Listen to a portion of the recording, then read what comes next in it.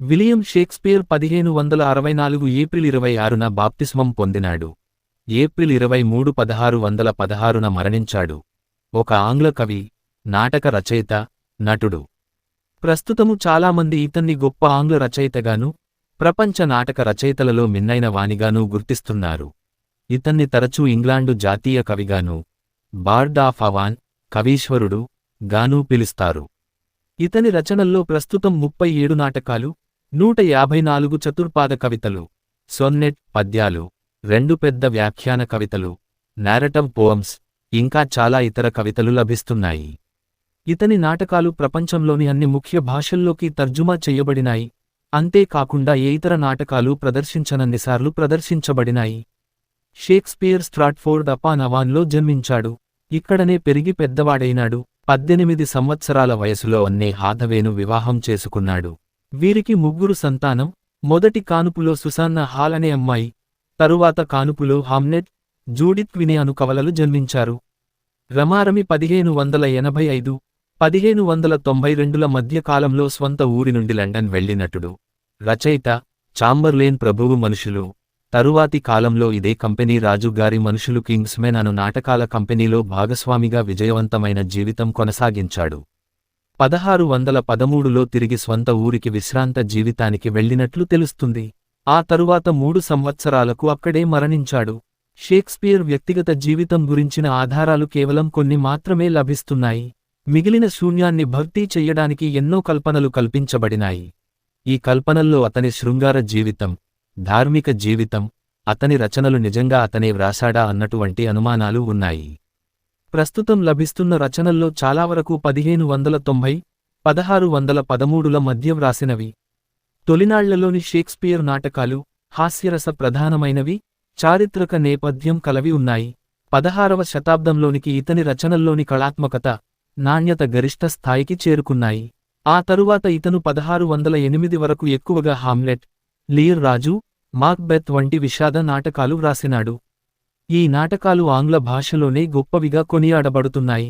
జీవితపు చివరి అంకంలో ఇతను షేక్స్పియర్ విషాదాస్య నాటకాలు రసప్రధాన, ట్రాజకొమడీస్ నాటకాలు వ్రాసినాడు. ఇంకా ఇతర నాటక రచయితలతో కలిసి కొన్ని రచనలు చేశాడు. ఇతని నాటకాలలో చాలావరకు తన జీవిత కాలంలోనే ప్రచురించబడినాయి. కాకపోతే ఒక ముద్రణ నుండి మరొక ముద్రణకు మధ్య చాలా తేడాలు ఉన్నాయి. 1623 సంవత్సరంలో ఇతని నాటక కంపెనీలో సహచరులు ఇతని మొదటి పూర్ణ రచనా సంపుటిని ప్రచురించారు. ప్రస్తుతం షేక్స్పియర్విగా గుర్తించబడిన నాటకాల్లో 2 తప్ప అన్నీ ఇందులో ఉన్నాయి. కోట్ ఆఫ్ ఆర్మ్స్ 1596లో ప్రదానం చేయబడింది. Modern recreation. షేక్స్పియర్ తన జీవిత కాలంలోనే మంచి కవిగా, నాటక రచయితగా పేరు పొందినాడు. కాని అతని కీర్తి ప్రస్తుతము ఉన్న స్థితికి మాత్రం 19వ శతాబ్దం నాటికి చేరుకున్నది. రొమాంటిక్ కవులు, రొమాంటిక్స్, ప్రధానంగా షేక్స్పియర్లోని మేధాతత్వాన్ని గుర్తించి గౌరవించారు. ఆ తరువాత విక్టోరియన్ కాలంలోని కవులు షేక్స్పియర్ని మరింత ఎక్కువగా గౌరవించి పూజించారు. జార్జ్ బెర్నార్డ్ షా ఈ వ్యక్తి పూజను బాడోలట్రీ అని పిలిచాడు. ఇహ 20వ శతాబ్దంలో ఇతని రచనలు విద్వత్తులోనూ, అభినయనంలోనూ వచ్చిన కొత్త విప్లవాలు దత్తత తీసుకున్నాయి. ఇతని నాటకాలు 20వ శతాబ్దంలో ప్రపంచంలోని విభిన్న సంస్కృతులు, విభిన్న రాజకీయ నేపథ్యంలలో తరచూ ప్రదర్శించబడుతూ, వివిధ రకాలైన భాష్యాలు చెప్పబడుతూ వచ్చినాయి. స్ట్రాట్ఫోర్డ్లోని జాన్ షేక్స్పియర్ ఇల్లు. విలియం షేక్స్పియర్ తండ్రి పేరు జాన్ షేక్స్పియర్, తల్లి పేరు మేరీ ఆర్డెన్. తండ్రి జాన్ షేక్స్పియర్ ఓ విజయవంతమైన చేతి తొడుగుల వ్యాపారస్తుడు, గ్లవా, పెద్ద అధికారి, ఆల్డమన్, మేయర్ తరువాత పెద్ద సభ్యుడు. జాన్ షేక్స్పియర్ అసలు ఊరు స్నిట్టర్ఫీల్డ్. విలియం షేక్స్పియర్ తల్లి మేరీ ఆర్డెన్ పెద్ద మోతుబరి రైతు కుమార్తె. షేక్స్పియర్ తన తల్లిదండ్రుల 8 మంది సంతానంలో 3వవాడు. జీవించిన వారిలో పెద్దవాడు. విలియం షేక్స్పియర్ స్ట్రాట్ఫోర్డ్ అపాన్ అవాన్లో జన్మించాడు. ఏప్రిల్ 26, 1564న బాప్టిజం పొందినాడు. ఇతని కరెక్టు పుట్టిన రోజు మాత్రం తెలీదు. కానీ సంప్రదాయానుసారం ఇతని పుట్టిన రోజు ఏప్రిల్ 23 సెయింట్ జార్జి దినం నాడు జరుపుతారు. దీనికి ఎటువంటి చారిత్రక ఆధారాలు లేవు. ఈ సంప్రదాయం 18వ శతాబ్దం నాటి ఓ విద్వాంసుడి పొరపాటుగా తేలుతుంది. ఏప్రిల్ 23నే షేక్స్పియర్ మరణించిన విషయానికి గమనార్హం. షేక్స్పియర్ చదువుకున్న స్కూలు గురించి ఎటువంటి స్పష్టమైన ఆధారాలు లభించకపోయినా ఇతని జీవిత చరిత్ర వ్రాసిన వారిలో ఎక్కువ మంది 1553లో ప్రారంభమైన ఉచిత బడి, అయిన స్ట్రాట్ఫోర్డ్లోని రాజుగారి కొత్త బడి కింగ్స్ ఫ్రీ స్కూల్ లో చదివినాడు అను విషయంలో ఏకీభవిస్తున్నారు. ఈ బడి షేక్స్పియర్ ఇంటి నుండి 1/2 మైలు దూరంలో ఉంది. ఎలిజబెత్ యుగంలోని వ్యాకరణ బళ్ళు నాణ్యత విషయంలో ఒకదానికొకటి చాలా భిన్నంగా ఉండేవి. కానీ సిలబస్ మాత్రం ఇంగ్లాండు మొత్తం ఒకటే ఉండేది. ఆ ప్రకారం మనం షేక్స్పియర్ చదివిన విద్యాలయంలో లాటిన్ వ్యాకరణం, పౌరాణిక శాస్త్రాలు, క్లాసిక్స్ బాగా చదివించి ఉంటారని చెప్పవచ్చు. 18 సంవత్సరాల వయసులో షేక్స్పియర్ 26 సంవత్సరాల వయసుగల అన్నే హాతవే అను ఆమెను పెళ్లి చేసుకున్నాడు. వోర్సెస్టర్లోని డియోసెస్లోని కన్సిస్టరీ కోర్టు వారు 1582 నవంబరు 27న వీరి పెళ్లికి లైసెన్సు ఇచ్చారు. తరువాత రోజు ఇద్దరు పక్కింటివాళ్లు ఈ పెళ్లికి ఎటువంటి అడ్డంకులు, ఆటంకాలు లేవని సాక్ష్యమిచ్చారు. బహుశా ఈ పెళ్లి చాలా తొందరలో చేసుకుని ఉంటారు. అందుకనే వోర్సెస్టర్ ఛాన్సలర్ పెళ్లి ప్రమాణాలు సాధారణంగా చేసే 3 పర్యాయాలను బదులు ఒక్కసారి చెయ్యడానికి అనుమతించారు. అన్నే 3 నెలల గర్భమో కారణమై ఉండవచ్చు. పెళ్లి తరువాత 6 నెళ్లకు మొదటి కూతురు సుసన్నా హాల్ జన్మించింది. 1583 మే 26న సుసన్నా బాప్టిజం పొందినది. ఆ తరువాత 2 సంవత్సరాలకి కవలలు హామ్నెట్ షేక్స్పియర్, అబ్బాయి, జుడిత్ క్వినే, అమ్మాయి, జన్మించారు. సుమారు 2 సంవత్సరాల తర్వాత 1585 ఫిబ్రవరి 2న వీరిద్దరూ బాప్టిజం పొందినారు. హామ్నెట్ 11 సంవత్సరాల వయసులో 1596 ఆగస్టు 11న మరణించాడు. కారణాలు తెలీదు. ఈ కవలలు జన్మించిన తర్వాత నుండి 1592లో లండన్ థియేటర్లో ఇతని పాత్ర గురించి తెలిసే మధ్య కాలంలోని షేక్స్పియర్ జీవితం గురించి ఎటువంటి ఆధారాలు లేవు. విద్వాంసులు ఈ 1585, 1592ల మధ్యగల సంవత్సరాలను కోల్పోయిన వత్సరాలు, లాస్ట్ ఇయర్స్ అని అంటారు. ఈ కాలంలోని షేక్స్పియర్ చరిత్రను లిఖించాలని ప్రయత్నించిన జీవిత చరిత్రకారులకు అభూత కల్పనలు, అర్ధవాస్తవాలు ఎదురైనాయి.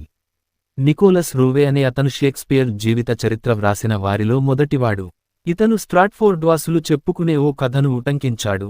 దాని ప్రకారం షేక్స్పియర్ చట్టవిరుద్ధంగా జింకలను వేటాడిన నేరాన్ని తప్పించుకోవడానికి లండన్ నుండి పారిపోయినట్లు ఉన్నది.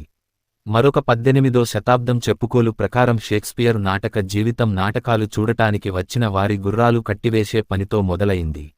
జాన్ ఆబ్రే చెప్పడం ప్రకారం అయితే షేక్స్పియర్ బడి పంతులుగా పనిచేశాడు. కొంతమంది 20వ శతాబ్దపు విద్వాంసులు చెప్పడం ప్రకారం షేక్స్పియర్ లాంక్షైర్కు చెందిన అలెగ్జాండర్ హోంగ్టన్ బడిపంతులు ఉద్యోగం ఇచ్చాడు.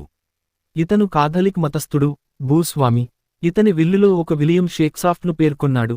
ఈ కథలకు ఎటువంటి ఆధారాలు లభించలేదు. షేక్స్పియర్ మరణించిన తర్వాత నలుగురూ చెప్పుకునే మాటలు తప్ప. లండన్ నాటక జీవితం. షేక్స్పియర్ ఎప్పటి నుండి వ్రాయడం మొదలుపెట్టినాడో మనకు కరెక్టుగా తెలీదు.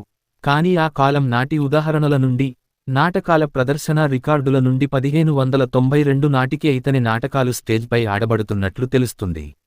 ఈ కాలానికే షేక్స్పియర్ లండన్లో బాగా తెలిసిన వ్యక్తి అని రాబర్ట్ గ్రీన్ విమర్శ నుండి తెలుస్తుంది. ఈ విమర్శలోని పదాల ఖచ్చితమైన అర్థంపై విద్వాంసులు భిన్నాభిప్రాయాలు వ్యక్తం చేస్తున్నారు. కానీ ఎక్కువమంది అంగీకరించే విషయానికి ప్రకారం క్రిస్టఫర్ మర్లోవే, థామస్ నషే, స్వయంగా ఈ విమర్శకారుడైన గ్రీన్ల వంటి విశ్వవిద్యాలయంలో చదువుకున్న మహామహులకు మించి షేక్స్పియర్ తన స్థాయి కంటే ఉన్నతమైన స్థానం కైవశం చేసుకున్నాడన్న ఆక్రోశం కంపిస్తుంది. ఈ విమర్శలోని tiger's heart wrapped in a players hide అను పదం షేక్స్పియర్ వ్రాసిన హెన్రీ 6వ హెన్రీ 3వ భాగంలోని O tiger's heart wrapped in a woman's hide అను పదాల పేరడీ వల్ల, షేక్ సీన్ అని గేలిచేయడం వల్ల గ్రీన్ షేక్స్పియర్ని తన లక్ష్యంగా చేసుకున్నట్టు రూఢీ అవుతుంది. గ్రీన్ యొక్క విమర్శ షేక్స్పియర్ నట జీవితానికి తొలి లిఖిత ఆధారం. జీవిత చరిత్రకారుల ప్రకారం షేక్స్పియర్ నాటకాలు వ్రాయడం 1580 దశకం మధ్యలో నుండి, గ్రీన్ విమర్శ 1592కు ముందు వరకు ఎప్పుడైనా మొదలై ఉండవచ్చు. 1594 నుండి షేక్స్పియర్ నాటకాలు కేవలం చాంబర్లిన్ ప్రభువు మనుషుల కంపెనీలో మాత్రమే ప్రదర్శించారు. ఈ కంపెనీ కొంతమంది వ్యక్తులు కలిసి యజమానులుగా ఉండేవారు. వీరిలో షేక్స్పియర్ కూడా ఒకరు. అతి త్వరలోనే ఈ కంపెనీ లండన్లోని ప్రముఖ నాటకాల కంపెనీగా అవతరించింది. 1603 సంవత్సరంలోని ఎలిజబెత్ రాణి మరణం తర్వాత కొత్త రాజు జేమ్స్ ఈ కంపెనీకి రాయల్ పేటెంట్ బహూకరించి కంపెనీ పేరుని రాజుగారి మనుషులు, కింగ్ మెన్, కింగ్స్ మెన్ గా మార్చాడు.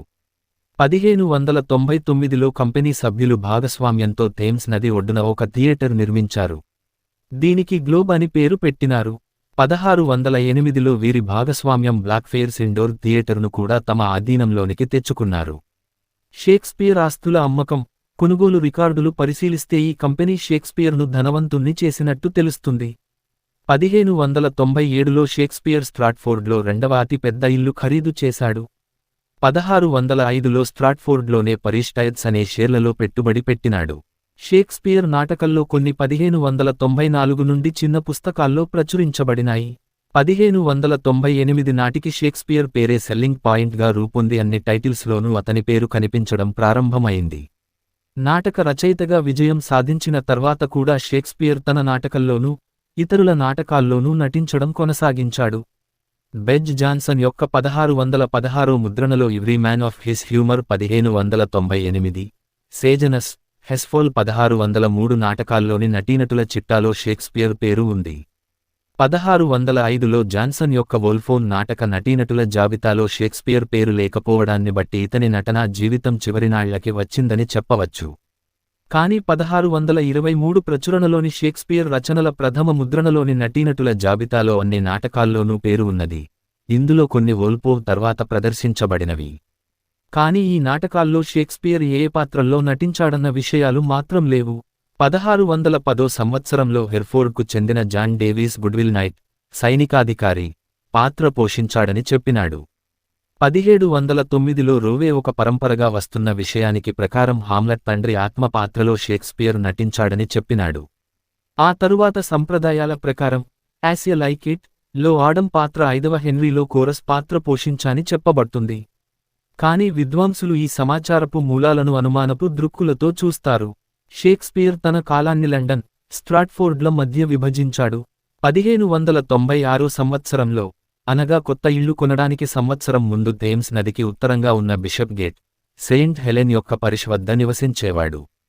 1599 నాటికి అనగా తమ కంపెనీ గ్లోబ్ థియేటర్ కట్టేనాటికి నదికి అడ్డంగా సౌత్వార్క్కు వెళ్ళినాడు. 1604 నాటికి మరల నదికి ఉత్తరపు దిక్కున ఉన్నట్టి సెయింట్ పాల్ కాథెడ్రాల్ ఉత్తర దిక్కున ఉన్న చక్కని గృహసముదాయానికి తరలినాడు.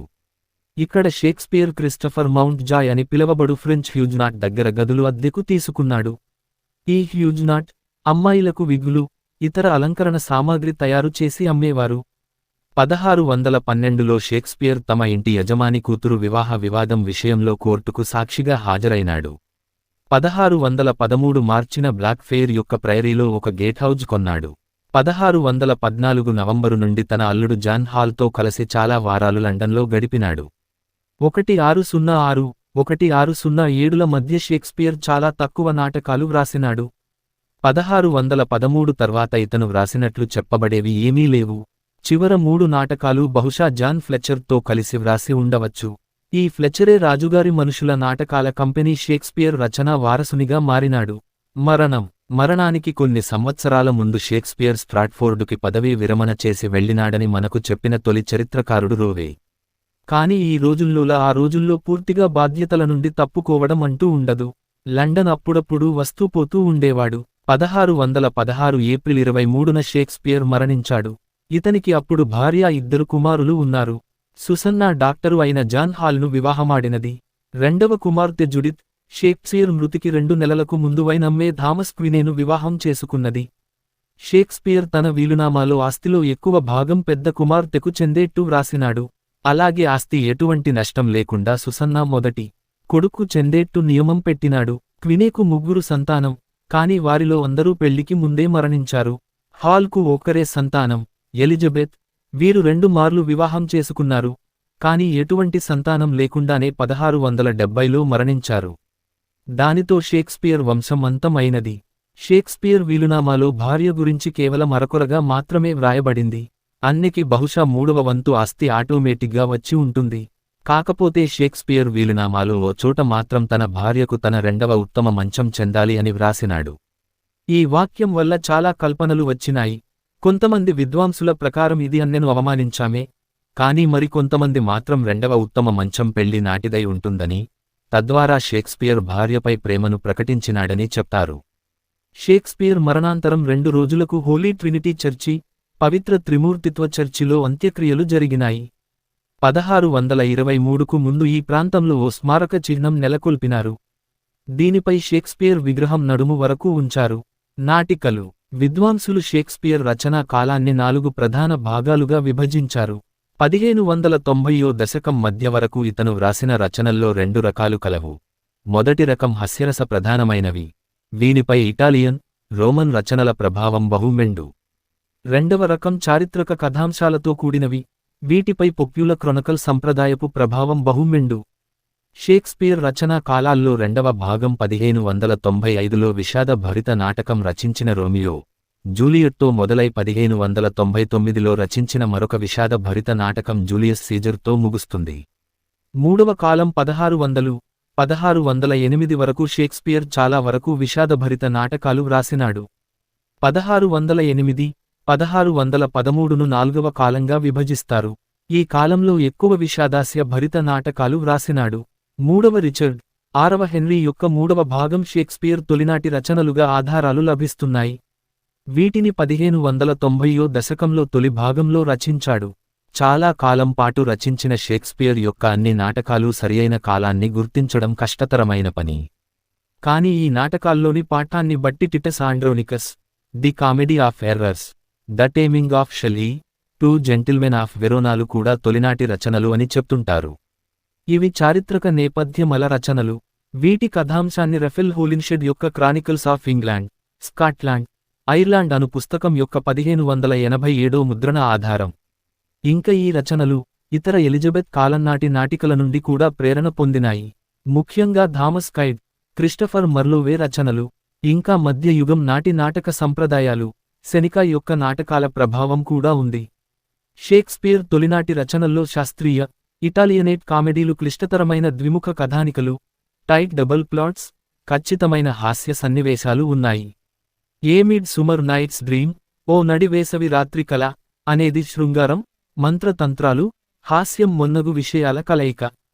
షేక్స్పియర్ తరువాత హాస్యం అంతే పాళ్లలో శృంగార రసం మేళవించిన నాటకం the merchant of Venice, Venice వ్యాపారి అనేది ఒక పీనాసి యూదు వ్యాపారుని కుటిలత్వాన్ని చూపుతుంది.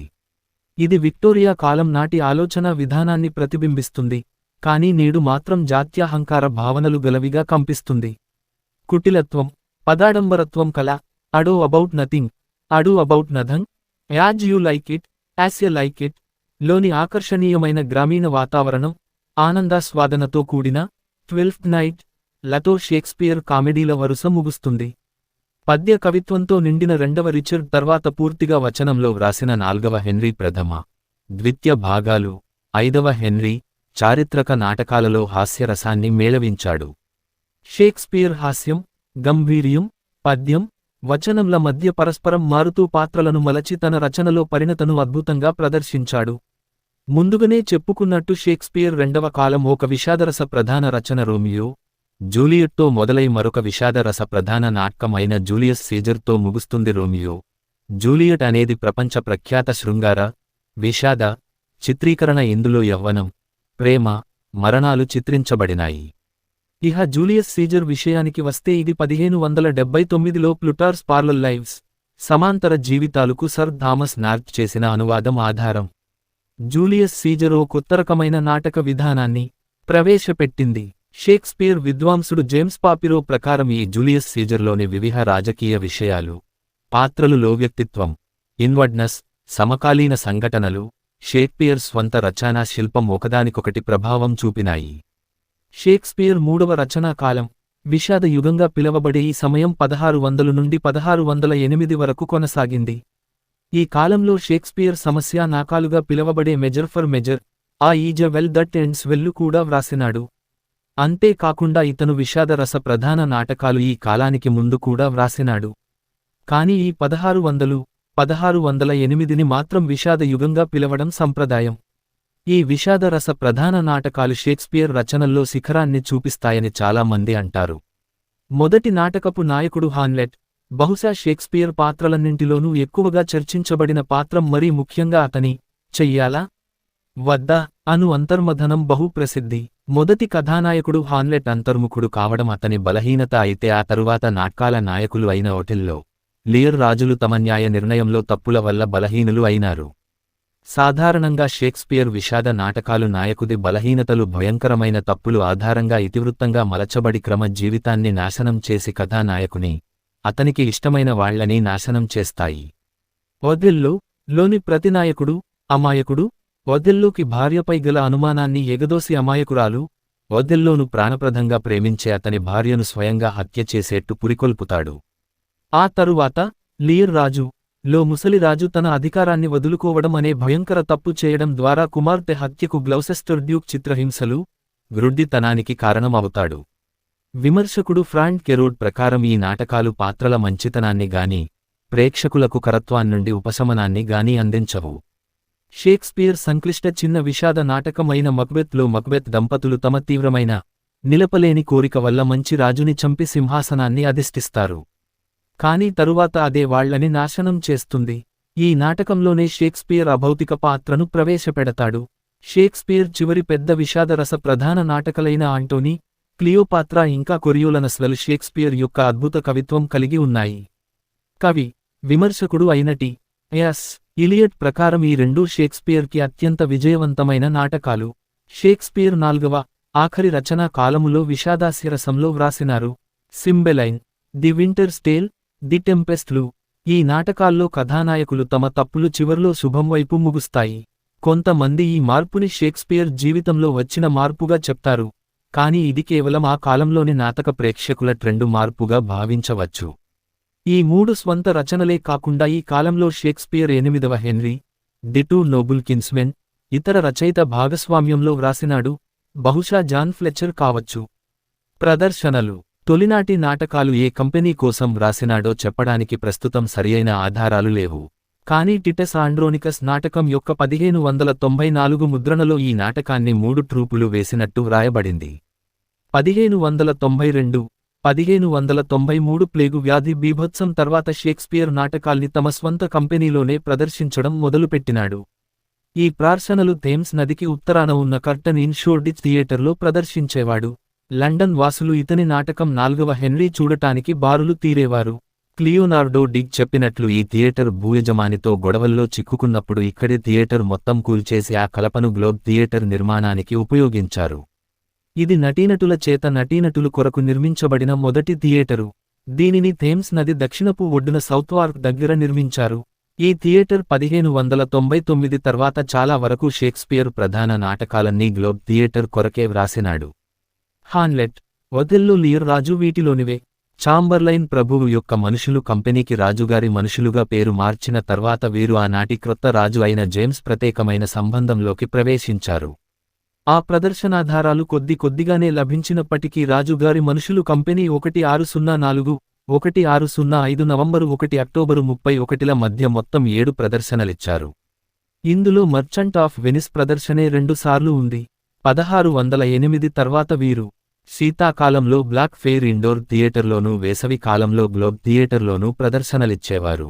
ఇండోర్ థియేటర్లోని ఆకర్షణీయమైన అనువైన సెట్టింగులు షేక్స్పియర్ ప్రత్యేకాకర్షణగల సీన్లు పెట్టడానికి వీలు కల్పించింది. ఉదాహరణకు సింబర్లిన్లో జుపిటర్ భూమికి అవతరించునప్పుడు ఉరుములు మెరుపులతో కూడి ఓ గ్రద్దపై నుండి వస్తాడు. వచ్చి రాగానే ఓ పిడుగు విసిరేసి దయ్యాలను మోకాళ్లపై నిలబడేట్టు చేస్తాడు. షేక్స్పియర్ నాటకాల ప్రదర్శనల్లో హీరోలుగా ప్రఖ్యాతిగాంచిన Richard Burbage, William Kempe, Henry Condell, John Heminges మొన్నగు వారు నటించారు. 3వ రిచర్డ్, హాన్లెట్, ఒథెల్లో నాటకాల్లో బర్బేజ్ ప్రధాన పాత్ర పోషించాడు. ప్రముఖ హాస్య నటుడు విల్ కెంపే, రోమియో, జూలియట్లో పీటర్ సేవకుని పాత్ర, మచ్ అడో అబౌట్ నథింగ్లో డాగ్ బెర్రీ పాత్ర పోషించాడు. ఇవే కాకుండా ఇంకా చాలా షేక్స్పియర్ పాత్రల్లోనూ కెంపే నటించాడు. 16వ శతాబ్దారంభంలో కెంపే పాత్రల్లో రాబర్ట్ ఆర్మిన్ నటించడం మొదలుపెట్టినాడు. ఇతను యాస్ ఎ లైక్ లో టచ్ స్టోన్ గాను, లియర్ రాజు లో మూర్ఖుని పాత్రలోనూ నటించాడు. 1613 సంవత్సరంలో సర్ హెన్రీ వాట్టన్ రాసిపెట్టిన ప్రకారం 8వ హెన్రీ చాలా సందడిగా మొదలైంది. జూన్ 29న ఒక ఫిరంగి ప్రమాదవశాత్తు పేలి గ్లోబ్ థియేటర్ పూర్తిగా నేలమట్టం అయినది. పుస్తక ప్రచురణలు. 1623లో షేక్స్పియర్ యొక్క 2 మిత్రులు జాన్ హెర్నింగ్స్, హెన్రీ కాండెల్లు షేక్స్పియర్ నాటకాలను ఓ పుస్తకంగా ప్రచురించారు. ఇందులో మొత్తం 36 షేక్స్పియర్ రచనలు ఉన్నాయి. వాటిలో 18 తొలిసారి ముద్రించబడినాయి. షేక్స్పియర్ రచనలు ఈ 1623కు ముందే చిన్న పుస్తకాలుగా మురించారు. అయితే షేక్స్పియర్ ఈ ప్రచురణలకు అనుమతి ఇచ్చినట్టు తెలీదు. ఈ విషయాన్నే 1623లో ముద్రించబడిన పుస్తకం ఈ చిన్న పుస్తకాలను దొంగిలించి ముద్రించినవిగా, తప్పుల తడకలుగా అభివర్ణించారు. అల్ఫ్రెడ్ పోలార్డ్ ఈ చిన్న పుస్తకాలను చెడ్డ చిన్న పుస్తకాలు అని అభివర్ణించాడు. వీటిలోని పాఠ్యము తప్పుల తడకగా చెప్పినారు. బహుశా ఇవి విని గురించుకొని వ్రాసినవి కావచ్చు. ఈ చిన్న పుస్తకాల్లో ఒకే నాటకం వివిధ ముద్రణల్లో వివిధ రకాలుగా ఉంది. ఈ తేడాలు ముద్రణా దోషాలు, నకలు దోషాల వల్ల జరిగి ఉండవచ్చు. ఇంకా కొన్ని సందర్భాలలో, ఉదాహరణకు హామ్లెట్, ట్రోయిలస్, క్రిస్సీడా, ఒథెల్లోల విషయంలో చిన్ని పుస్తకాలను 1623 ముద్రణకు నడుమ షేక్స్పియర్ తన పాఠ్యాంశాన్ని సరిచేసుకొని ఉండవచ్చు. 1623 ముద్రణలోని లియర్ రాజు 1608 నాటి చిన్ని పుస్తకంలో చాలా తేడాలు ఉన్నాయి. అందుకని తరువాత ఆక్స్ఫర్డ్ షేక్స్పియర్, రెంటీని ముద్రించినది. కవితలు 1593, 1594ల మధ్య ప్లేగు వ్యాధి కారణంగా థియేటర్లు మూసేసినప్పుడు శృంగార రస ప్రధానమైన 2 పెద్ద వ్యాఖ్యాన కవితలు ముద్రించినాడు. అందులో మొదటిది వీనస్, అడోనిస్, రెండవది లుక్రీస్ మానభంగం. వీటిని సౌతంటన్ ఎయిర్ అయిన హెన్రీ వ్రియోత్న్లీకి అంకితం ఇచ్చాడు. వీనస్, అడోనిస్లో అమాయకురాలైన అడోనిస్, వీనస్ యొక్క ప్రేమ, శృంగారాలకు నిరాకరిస్తుంది. లుక్రిసీ మానభంగంలో కన్య అయిన లుక్రిసీని దుర్మార్గుడు టార్కిన్ పాడు చేస్తాడు. ఈ రెండూ కూడా నిరోధించలేని కామకోరికలను ఓవిడ్ యొక్క మెటామోర్ఫోస్చే ప్రేరణ పొంది రచించాడు. ఈ 2 కవితలు కూడా చాలా విజయవంతం అయినాయి. షేక్స్పియర్ కాలంలోనే చాలా పునర్ముద్రణలు పొందినాయి. 3వ వ్యాఖ్యాన కవిత ప్రేమికురాల ఫిర్యాదు, ఏ లవర్స్ కంప్లైంట్, 1609 చతుర్పాద కవిత, సోనట్, ముద్రణలో ముద్రించబడింది. ఇందులో ఓ యువతి తనను అనుభవించిన వాని గురించి వ్యధ చెందుతూ వ్యక్తం చేసిన ఘోష ఉంది. చాలా మంది విద్వాంసులు ఇప్పుడు ఈ ప్రేమికురాలి ఫిర్యాదు షేక్స్పియర్ వ్రాసినట్టు అంగీకరిస్తారు. విమర్శకులు ఈ కవితలోని విషాద, శోక రాగాలు అద్భుతంగా ఉన్నాయని అంగీకరిస్తారు. లెస్ దేన్, గ్రేటర్ దేన్ 1601లో రాబర్ట్ చెస్టర్ ముద్రించిన లవ్స్ మాటలో the phoenix and the turtle, 1599లో ద ప్యాషనట్ పిలిగ్రిమ్ నందు 2 చతుర్పాద కవితలు, 138, 144లో షేక్స్పియర్ అనుమతి లేకుండా ముద్రించబడినాయి. ద ఫీనిక్స్ అండ్ ద టర్టల్లో ప్రియురాలి మరణానికి, ఫీనిక్స్ పక్షి మరణానికి నమ్మకమైన తాంబేలు, turtle less than, greater than మరణానికి చెందే వ్యధను వర్ణించాడు. చతుర్పాద కవితలు 1610లో ప్రచురించబడిన చతుర్పాద కవితలు, సోనట్స్, షేక్స్పియర్ యొక్క రచనల్లో నాటకాలు కాకుండా ఉన్న వానిలో చివరవి. ఇందులో ముద్రించిన 154 కవితలు ఎప్పుడు వ్రాయబడినవి అనే విషయంలో విద్వాంసులు సందిగ్ధంలో ఉన్నారు. కాకపోతే ఈ చిన్ని కవితలు తన రచనాకాలం మొత్తం అప్పుడప్పుడు మిత్రులు, పరిచయస్తుల కోసం వ్రాసినట్టు ఆధారాలు ఉన్నాయి. 1599లో ముద్రించిన ద ప్యాషనట్ పిలగ్రిమ్లో 2 చిన్ని కవితలు అధికారికంగా వెలువడటానికి ముందు కూడా షేక్స్పియర్ చిన్ని కవితల గురించి ఆధారాలున్నాయి. 1598లో ఫ్రాన్సిన్ మియర్, షేక్స్పియర్ తన స్నేహితుల మధ్య చిన్న కవితలు వదిలేవాడు అని వ్రాసినాడు. కొంతమంది విశ్లేషకులు 1609ల నాటి చతుర్పాద కవిత సంపుటిలోని 154 చిన్ని కవితల వరుస షేక్స్పియరే నిర్ణయించినాడని చెప్తారు. షేక్స్పియర్ ఇటువంటి 2 ముద్రణలకు పథకాలు రచించినట్లు కంపిస్తుంది. ఒక్కటి నల్లని మేని ఛాయగలిగిన ఓ వివాహిత యువతిపై అనియంత్రిత కామ కోరికలను వ్యక్తపరుస్తూ వ్రాసినవి, రెండవది చక్కని యువకునిపై ప్రేమ వ్యక్తపరుస్తూ వ్రాసినవి. అయితే ఈ కవితల్లోని పాత్రలు నిజ జీవితంలోని వ్యక్తులా కాదా అనే విషయము, ఇందులోని నేను షేక్స్పియర్ని సూచిస్తుందా లేదా అనే విషయానికి ఎటూ తేలకుండా ఉంది. కాని వర్డ్స్వర్త్ మాత్రం ఈ కవితల ద్వారా షేక్స్పియర్ తన హృదయాన్ని తెరచినాడు అని విశ్వసించాడు. 1609 నాటి ముద్రణ మిస్టర్ WHకి అంకితం ఇవ్వబడినట్లు వ్రాయబడింది. కాని ఈ వాక్యాలను ఆ పటలోని అడుగు భాగంలో పేరు ప్రింట్ చేయబడిన పబ్లిషర్ థామస్ థోర్పే వ్రాసినాడో షేక్స్పియరే వ్రాసినాడో తెలియడం లేదు. అంతేకాకుండా ఈ మిస్టర్ WH ఎవరో కూడా తెలియడం లేదు. ఎన్నో ఊహలు సిద్ధాంతాలు వచ్చినప్పటికీ ఇంతవరకు ఈ విషయానికి ఓ కొలిక్కి రాలేదు. అంతేకాకుండా అసలు ఈ పుస్తకాన్ని షేక్స్పియర్ అధికారికంగా అనుమతించడు అనే విషయంలో కూడా కొన్ని అనుమానాలు ఉన్నాయి. ఈ చిన్ని కవితలు ప్రేమ, శృంగారం, సృజనాత్మకత, మరణం, కాలం మొన్నగు విషయాలను అద్భుతంగా వ్యక్తపరచినాయి అనే విషయానికి మాత్రం అందరూ ముక్తకంఠంతో ఒప్పుకుంటారు. శైలి శిల్పం తొలినాటి షేక్స్పియర్ నాటకాలు ఆనాటి సంప్రదాయబద్ధమైన శైలిలో వ్రాయబడినాయి. కానీ త్వరలోనే ఈ సంప్రదాయబద్ధమైన శైలిని షేక్స్పియర్ తన స్వంత అవసరాలకు అనుగుణంగా మార్చుకోవడం మొదలుపెట్టినాడు. 3వ రిచర్డ్లో మొదటి సీన్లో అంతర్మథతానికి మధ్యయుగం నాటి నాటకాల్లో స్వయం పరిచయం శైలో మూలాలు దాగున్నాయి. అదే సమయంలో రిచర్డ్ యొక్క స్వయం తెలివితేటలు, ఆత్మజ్ఞానం, సెల్ఫ్ అవేర్నెస్ షేక్స్పియర్ యొక్క అంతర్మథనంలో పరిణితి చెందిన శైలి కంపిస్తుంది. ఏ ఒక్క నాటకం కూడా సంప్రదాయ శైలికి పూర్తి భిన్నంగా నడవలేదు. షేక్స్పియర్ తన అన్ని నాటకాల్లోనూ సంప్రదాయ శైలిని, స్వేచ్ఛా శైలిని ప్రభావశీలంగా కలిపి ఉపయోగించాడు. రోమియో, జూలియట్ ఇలా శైలులు కలపడానికి చక్కని ఉదాహరణ. 1590 దశకం మధ్య కాలానికి అనగా రోమియో, జూలియట్ రెండవ రిచర్డ్ ఓ నడివేసవి రాత్రికల నాటికి షేక్స్పియర్ సహజ సిద్ధ కవిత్వం వ్రాయడం మొదలుపెట్టినాడు. హామ్లెట్ తర్వాత షేక్స్పియర్ తన కవితా శైలిని మరింత మార్చాడు. తరువాత కాలం నాటి శైలిని సాహితీ విమర్శకుడు ఏసీ బ్రాడ్లీ మాటల్లో మరింత చిక్కనైనది, వేగవంతమైనది, క్రమబద్ధమైనది, ఎప్పుడోగాని ట్విస్ట్ చేసినది లేదా ఎల్లిప్టికల్ కానిది less than greater than. Shakespeare రచనా కాలం చివర్లో ఈ ఎఫెక్ట్లు లెస్ దేన్, గ్రేటర్ దేన్ సాధించడానికి రకరకాల టెక్నిక్లు లెస్ దేన్, గ్రేటర్ దేన్ ప్రయోగించాడు. వీటిలో రాన్ ఆన్ లైన్స్, క్రమము కాని చోట ఆగుట, నిలుపుటలు, వాక్య నిర్మాణంలో సైజులో తీవ్రమైన విభిన్నత్వము వంటివి ఉన్నాయి. ఉదాహరణకు మక్బెత్లో భాష ఒక సంబంధం లేని మెటాఫర్ లెస్ దేన్ నుండి మరొక మెటాఫర్కు ఒక సంబంధం లేని స్మైలీ లెస్ దేన్, గ్రేటర్ దేన్ నుండి మరొక స్మైలీకి వేగంగా మారుతుంది. షేక్స్పియర్ చివరి కాలంనాటి విషాదాస్యాలకొచ్చేసరికి ఆశ్చర్య రీతిలోని ఇతివృత్తాలు ఇతని చివరి కవితాశైలికి ప్రేరణగా నిలిచినాయి. ఈ శైలిలో పొడుగు వాక్యాలు, పొట్టి వాక్యాలు ఒకదాని తర్వాత ఒకటి రావడము, clauses are piled up subject and object are reversed, కొన్ని పదాలు లుప్తమైనాయి.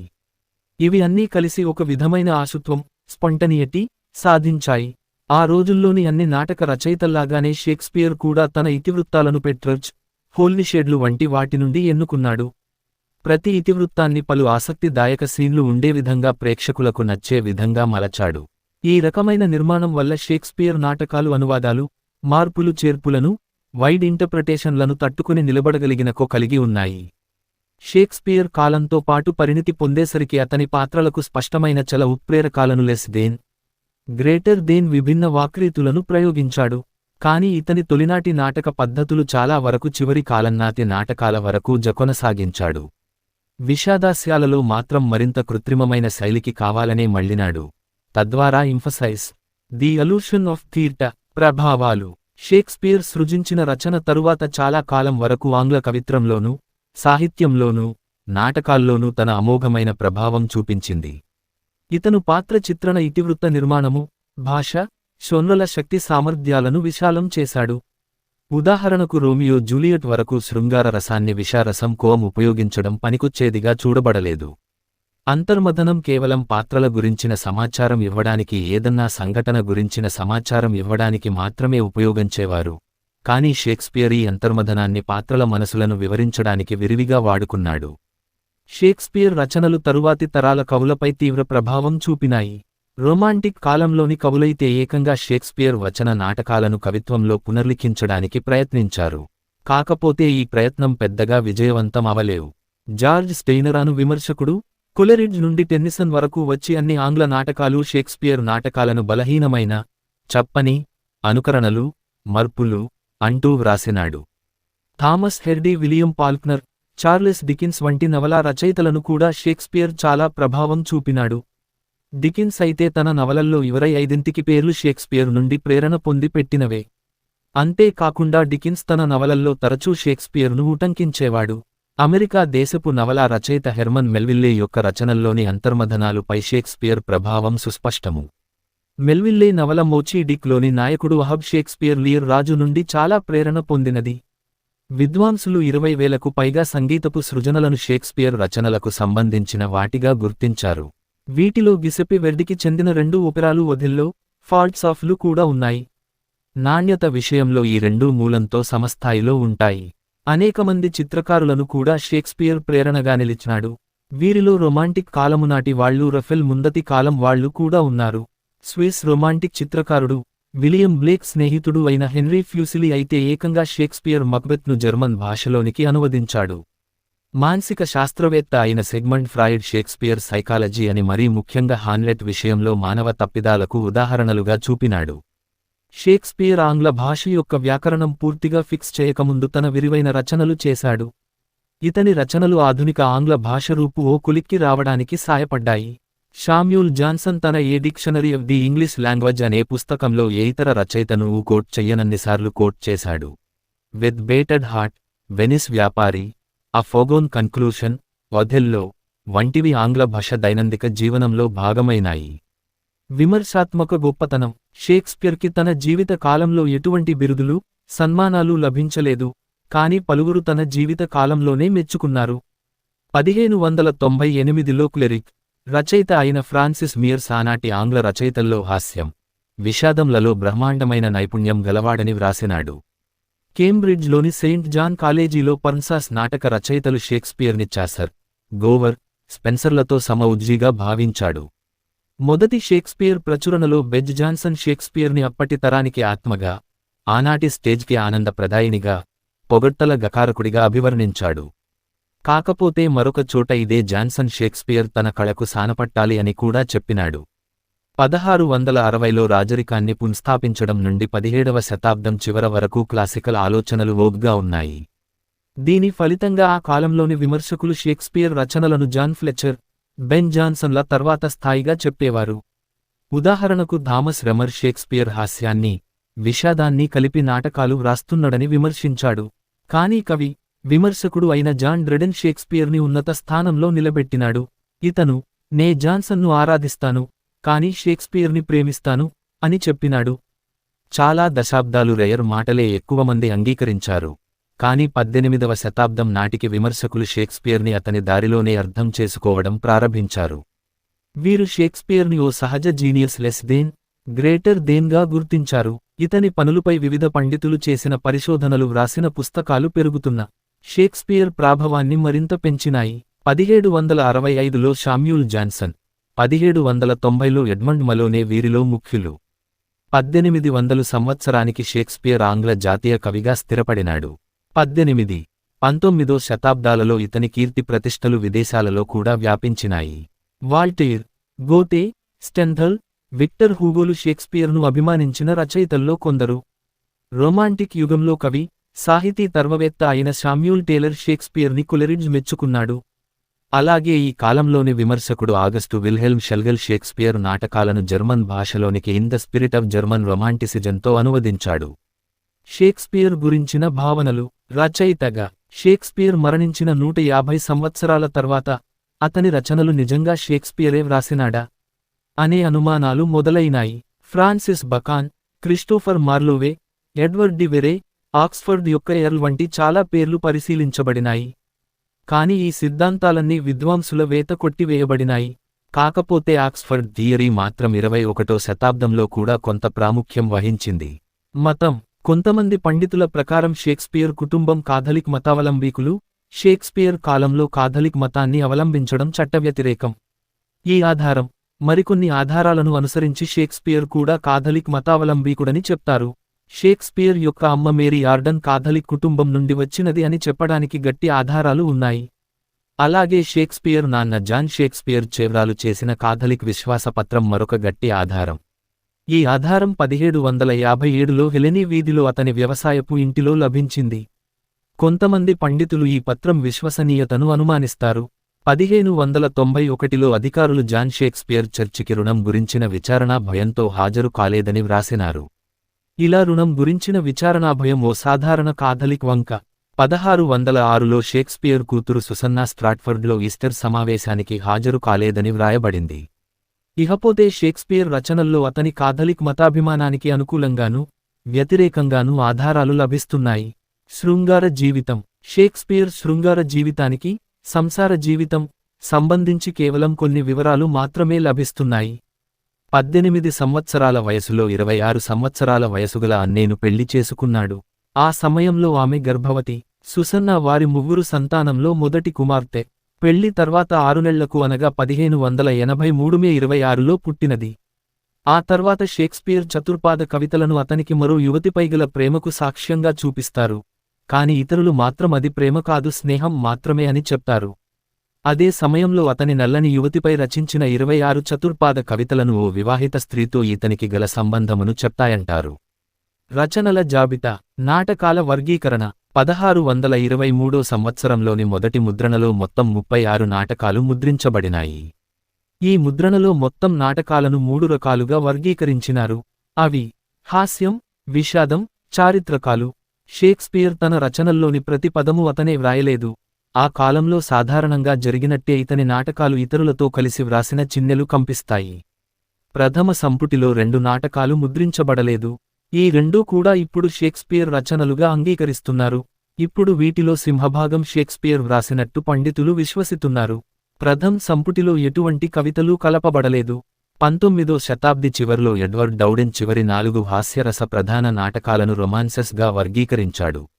ఈ 4 నాటకాలను ఇప్పుడు అందరూ విషాదాస్యాలు అని పిలుస్తున్నారు. అప్పుడప్పుడు రొమాన్సెస్ అని కూడా పిలుస్తారు.